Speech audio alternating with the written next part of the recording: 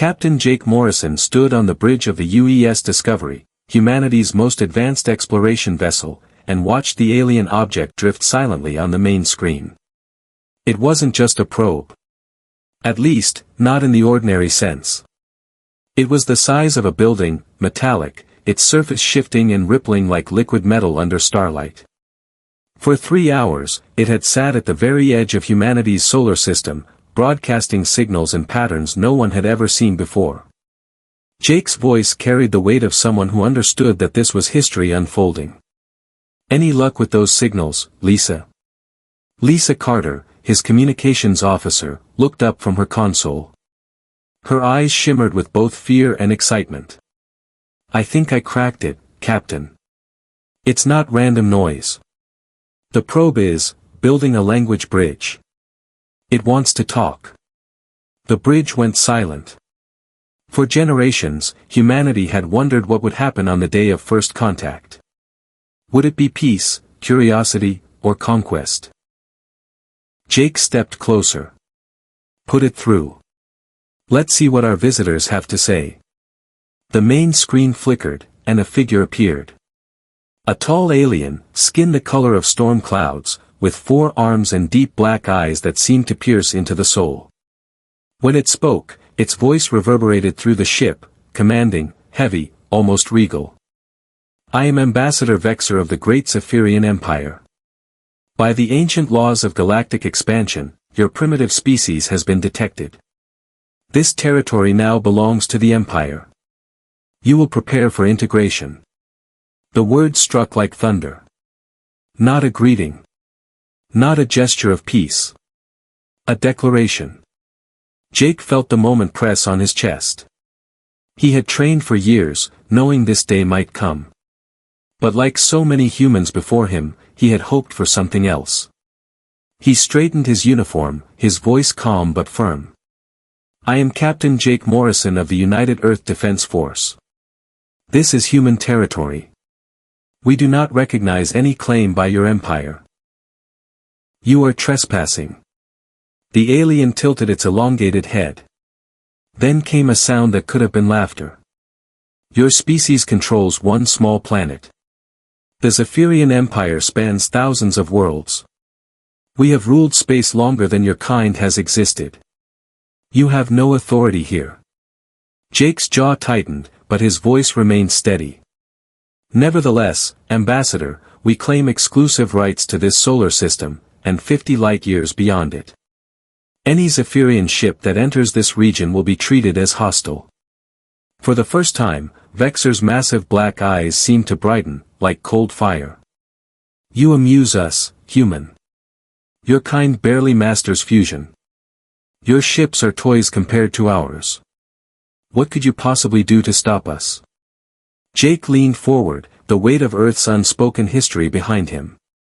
"That remains to be seen. But consider this your only warning. Leave now. Do not return." Silence filled the bridge.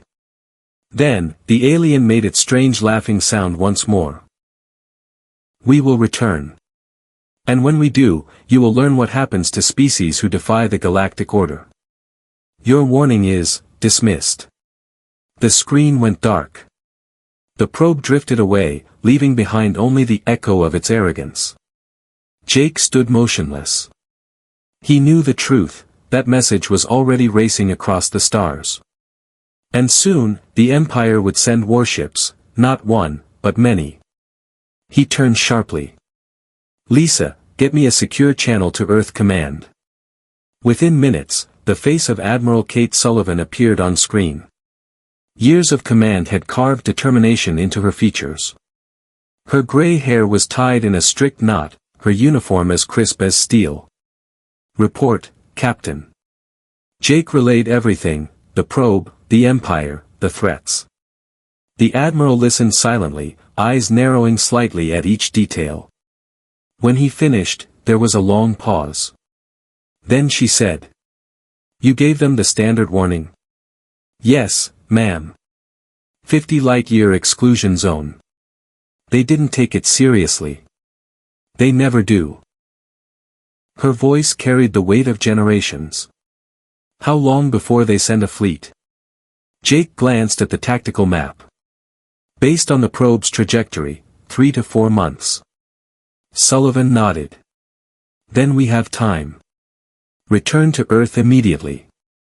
The Defense Council must be briefed. 2 weeks later, Jake sat in the secure briefing chamber beneath Earth Command Headquarters. Around him were the most powerful military leaders of humanity, their faces grim with anticipation.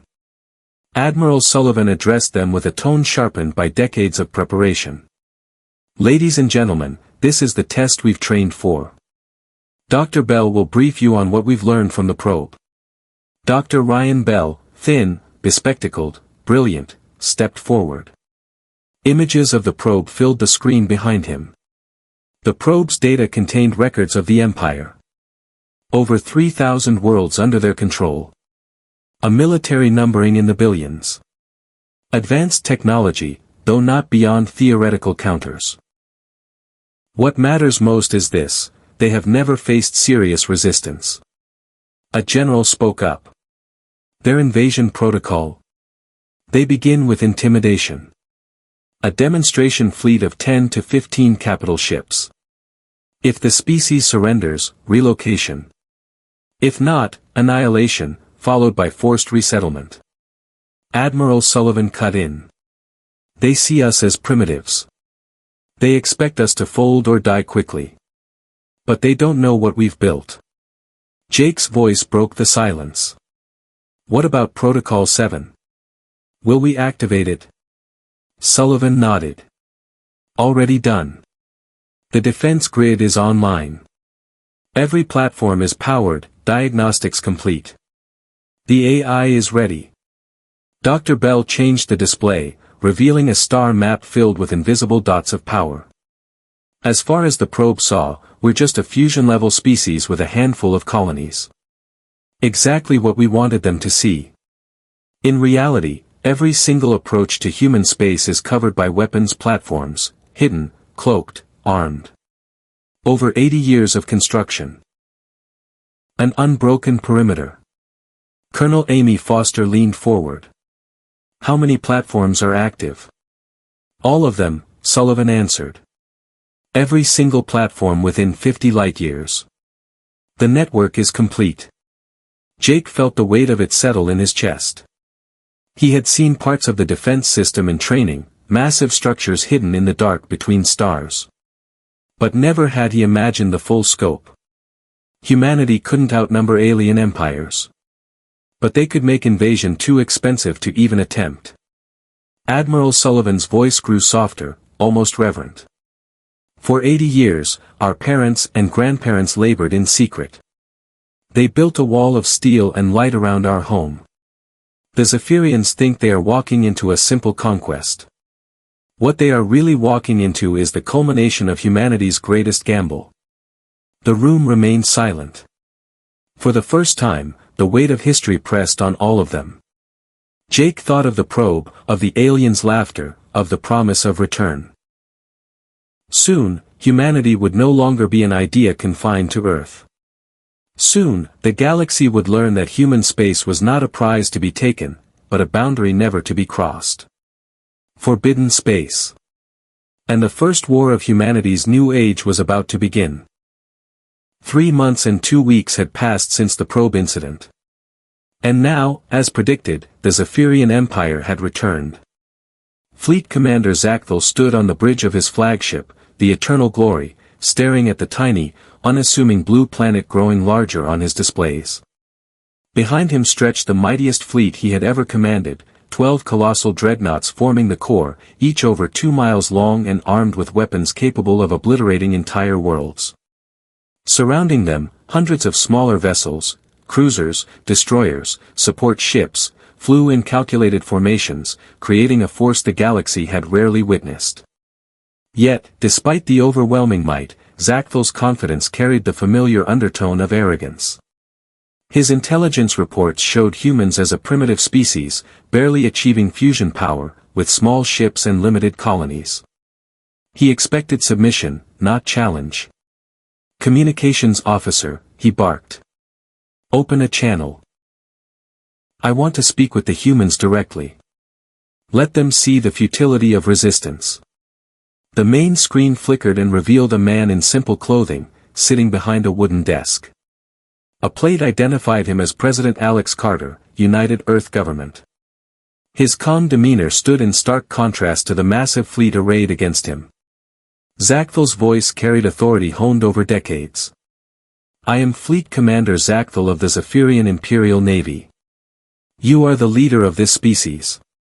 Surrender immediately, and prepare for relocation. Your civilization cannot withstand our fleet. President Carter's eyes remained steady, his voice measured, deliberate. Commander, your fleet has entered human territory without permission. This is an act of war under our laws. You have 24 hours to withdraw beyond 50 light-years.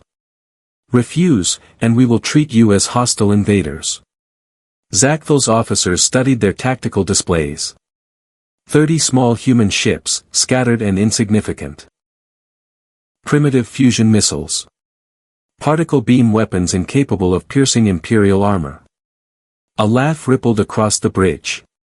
You have 30 ships, Zaphiran said, almost smiling. I have over 400, including dreadnoughts. What do you imagine you can do against us?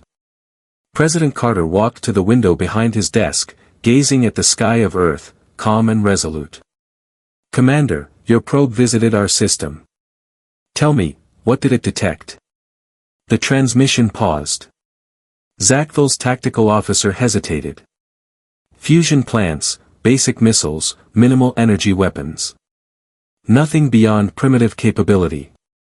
Then, Carter said simply, withdraw now while you still can. The line went dead, leaving Zaphiran staring at empty space. A strange sensation gnawed at him, the human's confidence felt genuine. Not desperation. Commander, incoming transmissions from all colonies, his science officer reported. They're all broadcasting the same message. A human voice echoed across the bridge speakers. Attention Zaphiran vessels. You are in violation of United Earth territorial space. Withdraw immediately or face defensive action. This is your final warning. Another ripple of laughter passed through the bridge, but Zaphiran noted the growing tension among his officers. Set course for Proxima Centauri, Zaphiran ordered. Destroy their outer colony first. Demonstrate imperial power. Show them what happens to species who defy the Empire. The fleet began its approach. Proxima Centauri, a mere 4 light-years away, housed 2 million humans. A swift bombardment, and Zaphiran assumed, would end any pretense of resistance. Yet as the fleet advanced, strange readings appeared. Massive gravitational anomalies flickered across sensor arrays. Energy signatures unmatched in Imperial databases pulsated across space. Commander, his science officer whispered, eyes wide. These readings suggest massive structures we cannot detect visually. Objects larger than dreadnoughts, yet cloaked or phased beyond our comprehension. Zaphiran frowned. This was unfamiliar territory. Every species they had conquered had been predictable. But the human defense network, their hidden power, was proving elusive, calculated, almost sentient. Another transmission cut through, a human male in a dark blue uniform, calm and deliberate. I am Captain Ben Taylor, commanding the Phantom. Commander Zaphiran, you are now 23 hours past our deadline. Withdraw immediately. Where is your vessel? Zaphiran demanded. Our sensors show nothing. Taylor's voice carried through the bridge, steady, unyielding. We are closer than you think. Look at your long-range sensors. The bridge erupted with confusion as sensors detected rippling gravitational fields, hidden massive structures, and energy fluxes far beyond Imperial comprehension. Every attempt to track them failed. The humans were everywhere and nowhere at once. Taylor continued, almost philosophically. For a century, humanity prepared for this moment. We knew a species like yours would eventually arrive. We could not match you in numbers, so we created something else. Every approach to human space is fortified with hidden platforms, drawing energy from stars themselves. Zacthel's tactical officer froze, recalculating the impossible numbers. 2,000 defensive platforms. Each capable of annihilating multiple dreadnoughts. Cloaked. Autonomous. Coordinated. AI-controlled. This technology is impossible for your species, Zacthel said aloud, almost to himself. Taylor's reply was almost quiet, yet piercing. Impossible is the luxury of the arrogant. Our civilization survived by turning necessity into ingenuity. Fear, determination, and the desire to protect our children made this possible. Every tactic your empire uses has been studied and countered. The fleet braced for combat, but uncertainty crept into every officer's voice. The gravitational anomalies intensified. Massive objects flickered in and out of existence. Cloaked platforms revealed glimpses of star-powered weaponry. Colonel Amy Foster's voice cut through the static from Luna Base. Commander Zacthel, your fleet is sealed within our defensive perimeter. Any hostile action triggers full engagement. Stand down and withdraw, or face annihilation. The dreadnoughts, once symbols of unstoppable imperial power, now hovered in a cage invisible to their own understanding.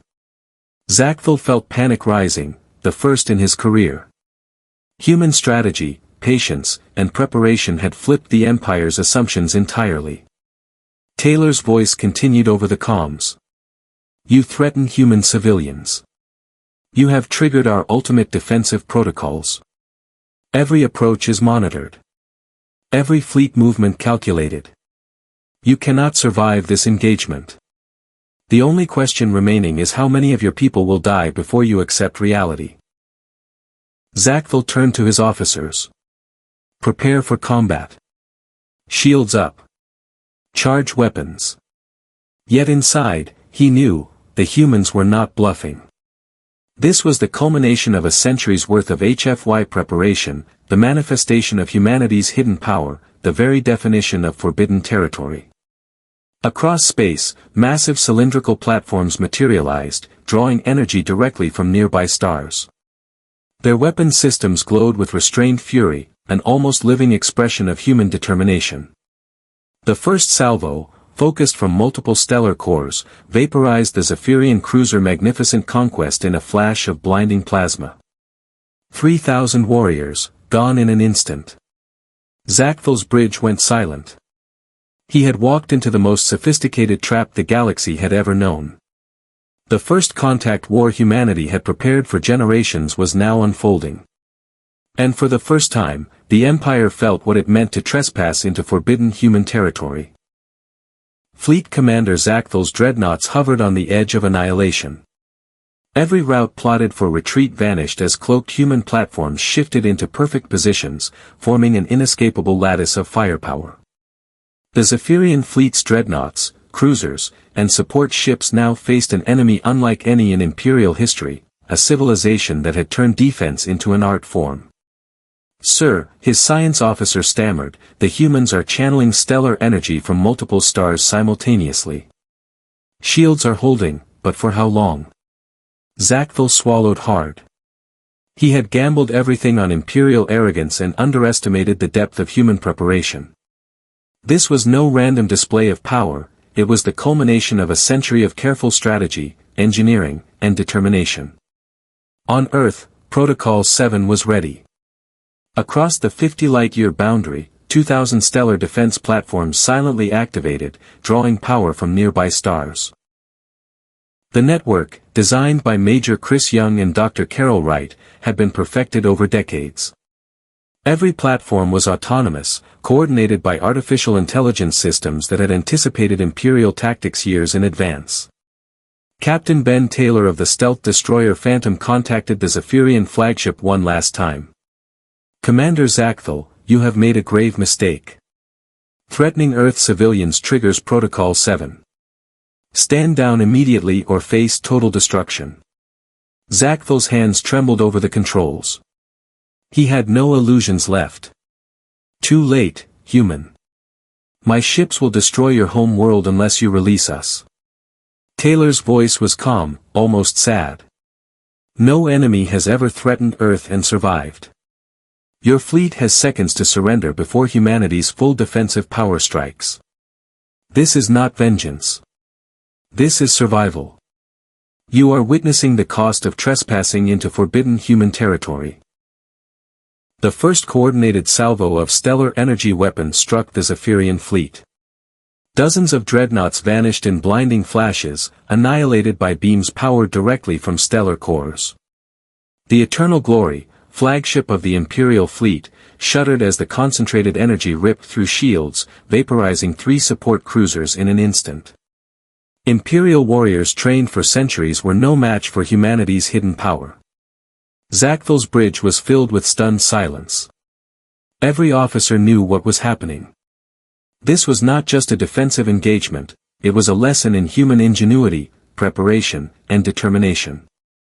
The humans had turned their territory into a gauntlet, a trap so precise and overwhelming that Imperial assumptions about power, numbers, and conquest were shattered. Colonel Amy Foster's voice came over the comm, "Commander Zachthel, your fleet is trapped. Attempting to fight back will only accelerate destruction. Stand down, or face total annihilation." The science officer frantically recalculated. "Sir, even if we concentrated all firepower, it would take the combined energy of the entire fleet to breach a single platform's shield, and we would be destroyed in the process." Zachthel's fingers hovered over the command console, paralyzed between obedience to the High Admiral and the stark reality of human power. Every Imperial doctrine, every tactic honed over millennia, was useless here. The humans were not bluffing. They were not improvising. This was the manifestation of generations of HFY ingenuity, calculated, patient, and terrifyingly effective. From Luna Base, Colonel Foster continued. Each platform is AI-controlled and fully integrated with Earth Command. They can coordinate fire to eliminate multiple dreadnoughts simultaneously. Your fleet has no path to safety. Zachthel realized something profound. Humanity had transformed its perceived weakness into an impenetrable strength. Their numbers, their primitive ships, their reliance on basic fusion technology had been deceptive. They had built an entire civilization as a defensive weapon, invisible until the moment of confrontation. A final human transmission interrupted the bridge chatter. Dr. Carol Wright, speaking from Earth Command, her tone calm yet commanding, said. "Commander Zachthel, every defensive platform draws energy directly from stellar cores. We have integrated over 2,000 platforms across 50 light-years. Each platform's output surpasses your largest ships by orders of magnitude. This is not luck. This is a century of preparation. Every Imperial tactic has been anticipated and neutralized." Zachthel's tactical displays showed beams converging from multiple directions, faster than Imperial sensors could track, each striking a target and disintegrating it. The Eternal Glory lost 2 support cruisers in a single instant. Panic rippled across the bridge. Imperial officers, trained to dominate inferior species, now faced the unthinkable, being outmatched by what they had underestimated as primitive humans. "Sir," his communications officer whispered, "they are leaving the flagship for last." Zachthel understood. Humanity was not only defending, they were demonstrating restraint. One final burst, and the Eternal Glory would be gone. But instead, an escape pod ejected, preserving Zachthel alone to return to the Empire with news of the defeat. Captain Susan Blake, commanding the human vessel Guardian, retrieved the pod. Zachthel, now a lone survivor, sat silently as humans prepared him for transport to the edge of their territory. Dr. Sam Cooper, leading the xenociology team, explained the rationale. "Commander, your fleet was destroyed because it threatened human civilian populations. This was not conquest or expansion. It was purely defensive. Humanity does not seek war, only survival. We have turned the cost of aggression into deterrence. You will return to your empire with one message: do not underestimate humans. Do not trespass into forbidden territory. Zaphiran's mind raced. My empire spans thousands of worlds. They will send larger fleets. Dr. Cooper's expression was serene. Will they risk losing 10,000 ships to conquer 50 light-years of space? Will they sacrifice millions of warriors? We have demonstrated the economics of war against humans. Your empire learned a lesson you cannot forget. Months later, Captain Jake Morrison sat aboard the UES Discovery, reviewing intelligence reports from across human-monitored space. Communications intercepted from distant civilizations confirmed what Earth Command had hoped: the destruction of the Zaphiran fleet had become legendary. The 50 light-year boundary around humanity's territory was now widely recognized as the Terran exclusion zone, a region no alien vessel dared approach. Smaller civilizations, inspired by humanity's strategy, were forming defensive alliances modeled on the human example. They attempted to replicate the stellar energy manipulation technology, but few possessed the resources or knowledge. More importantly, they grasped the deeper lesson: making invasion too costly to attempt was sometimes more powerful than overwhelming numbers. President Alex Carter addressed the United Earth Assembly, from the same wooden desk where he had faced Zaphiran months prior. Citizens of Earth, we have achieved the impossible. Humanity has become too dangerous to threaten, too costly to conquer. Our territorial boundaries are now respected across the galaxy. We are finally free to develop our civilization in peace. The Empire was warned, and the galaxy has learned the consequences of ignoring that warning. Across the cosmos, 2,000 stellar defense platforms stood silently in orbit around strategic positions, each drawing power from stars, each prepared to defend human space. Their presence alone reshaped galactic politics. No fleet dared challenge humanity. No species sought to conquer a world that had shown such mastery of defense, ingenuity, and restraint. The galaxy had learned a critical lesson: humanity's hidden power was not in numbers, nor brute force, but in intelligence, patience, and the willingness to prepare for the unimaginable. As Captain Morrison gazed out into the star-studded void, he knew the message had been delivered, and that humanity's civilization, though once small and primitive, now commanded a respect that would endure for generations. Humanity had turned its weakness into strength, its isolation into a fortress, and its century-long preparation into a defining moment of galactic history. Forbidden human territory would remain inviolate, not by luck, but by design, intellect, and determination. And so, humanity stood silent, vigilant, and unyielding, a species whose hidden power had rewritten the rules of the galaxy forever.